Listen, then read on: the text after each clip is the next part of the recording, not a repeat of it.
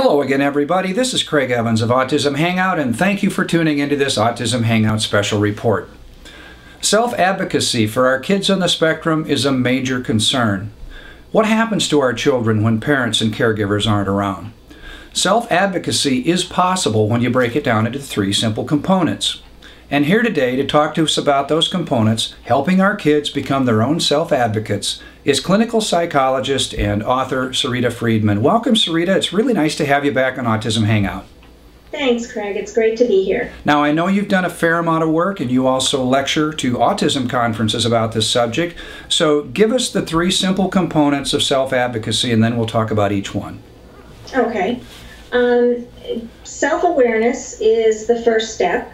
After that comes self-acceptance, and then the final step is the self-advocacy.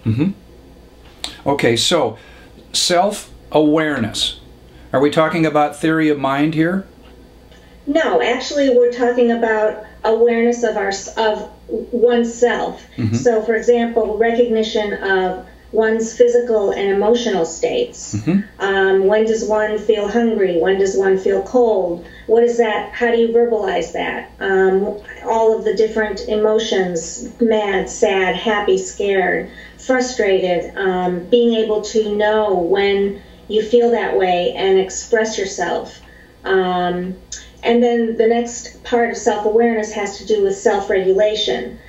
Being able to manage yourself when you're under stress, so being able to calm yourself down, knowing what to do if something upsets you, or who to go to, being able to manage your emotions so that whatever situation you're in, you can recognize how your behavior is expected and then adapt to that.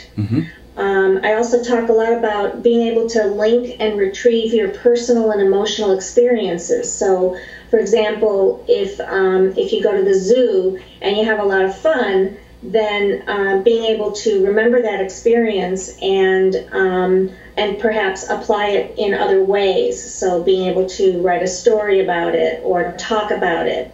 So that you understand that this was an experience that you were involved in and you had a reaction to.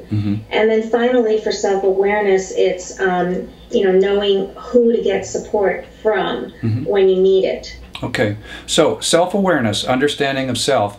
What's the second one? The second one is self-acceptance.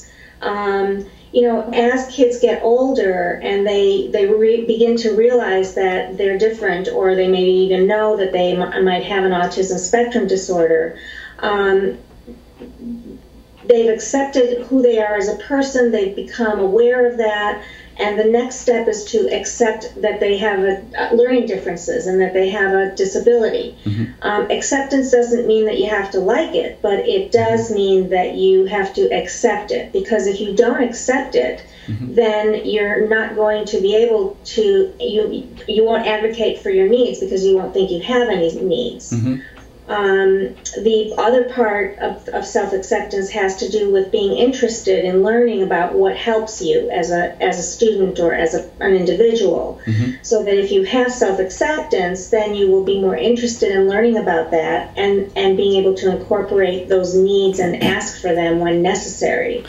And finally, with self-acceptance comes the willingness to disclose your disability and the need for any kinds of accommodations or modifications, ultimately in the workplace or at college or wherever one is living.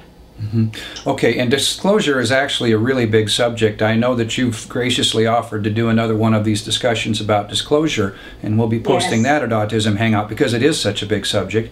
But, okay, so here we are in self-advocacy. There's self-awareness. There's self-acceptance, and what's the third? The third is finally self-advocacy, the ability to go into different situations and get one's needs met. So, for example, if fluorescent lights bother you, the ability to know that's part of who you are as a person, accept that, and when you go into a space, to be able to request, could we use alternate lighting? The fluorescent lights are really upsetting to me. Any of any of one's needs. If for example, if you go to college, once you're an adult, the college programs expect you to come to them and let them know what you need. And so the self-advocacy piece is being able to use the awareness that you developed about yourself and with the acceptance, and be able to understand how you learn, understand the kinds of academic and classroom modifications that you might need, or in the workplace as well, and being able to advocate for yourself to ask for those things. Very good. Sarita, I know that you are on the speaker circuit about these subjects. Where can people go to get more information about this material, and where might they learn your next speeches are going to be? Okay, thanks. I have a website. It's www.saritafreedman.com. And I also have a Facebook page. It's College on the Spectrum. And finally, I have a book that people can purchase if they desire. It's called Developing College Skills in Students with Autism and Asperger's Syndrome. And it's available through the publisher, which is Jessica Kingsley Publishers, and I believe also on Amazon. Very good. Very good. Sarita, thank you for coming on Autism Hangout and sharing your knowledge. It's a great benefit to the many members here and those that just come in to look.